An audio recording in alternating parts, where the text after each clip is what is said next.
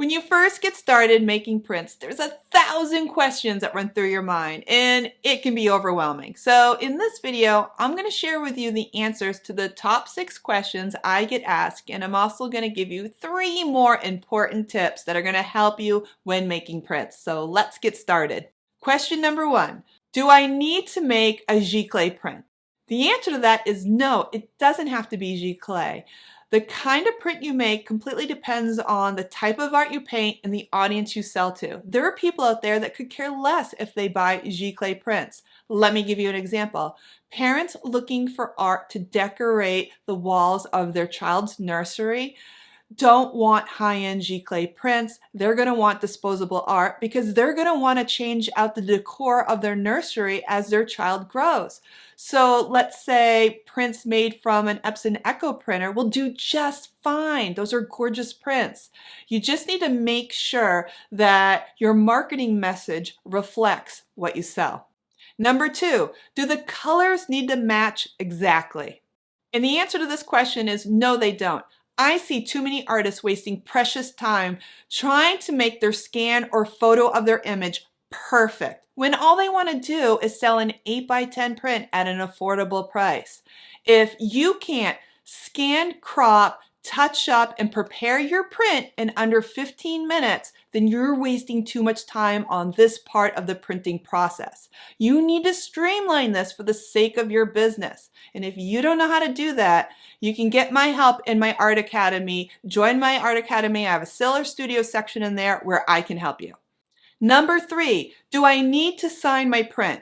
Yes, the answer to this one is yes. Now, even if you can see your signature that's on the original in the print, you still need to sign the print itself.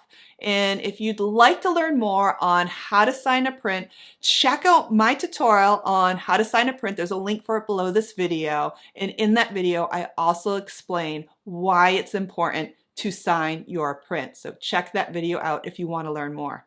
Number 4, how many prints do I need to make? Now, this answer will depend on whether or not you're going to make open edition prints or limited edition prints. If you're going to make open edition prints, I recommend starting with only 1 to 3 prints of each image you have and see what sells well.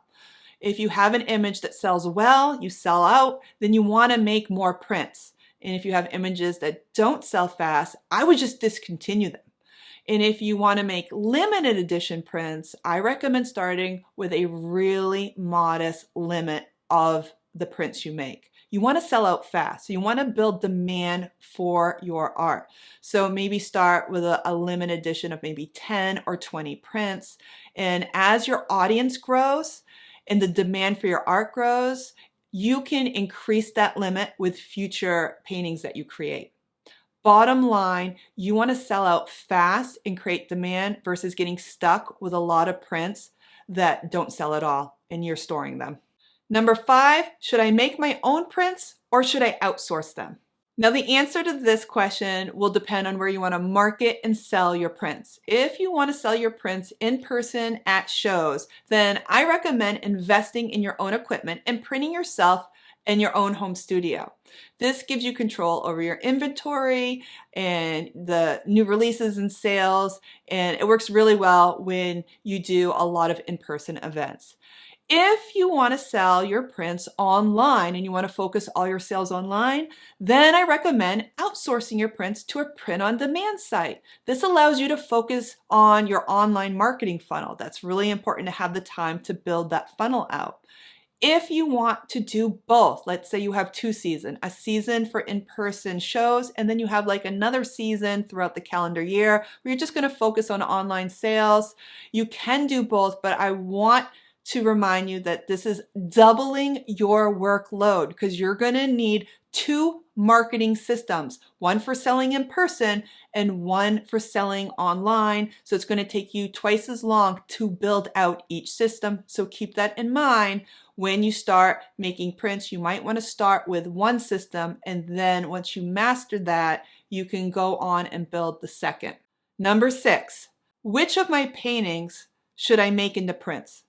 Great question. This is one I still struggle with, and I've been selling my art for over 30 years. Sometimes my audience really surprises me with what they want for prints. So I always test out my ideas first on them, and I pivot into the subject that they want to buy. I will make more art around the subject that they're looking to buy.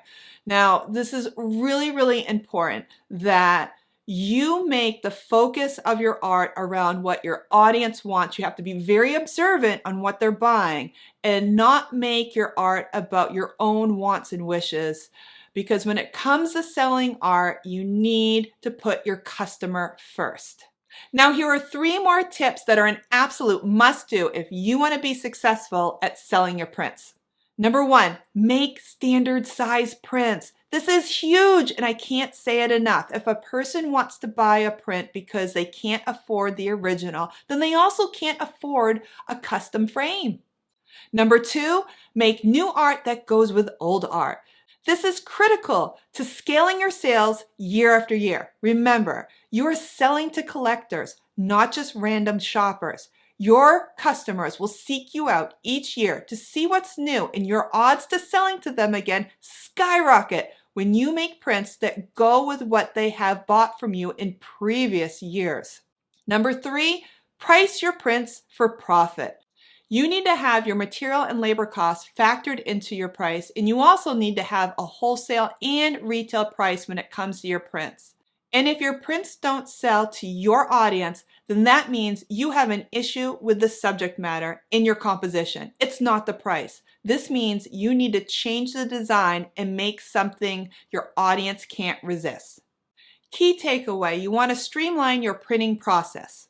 You want to make it easy for yourself. Your energy needs to be in the designing and making phase or in the marketing and selling phase. Now, I know in the beginning you're going to test out your ideas and see what works for you when it comes to making prints, but once you figure that out, the printing should be the easy part.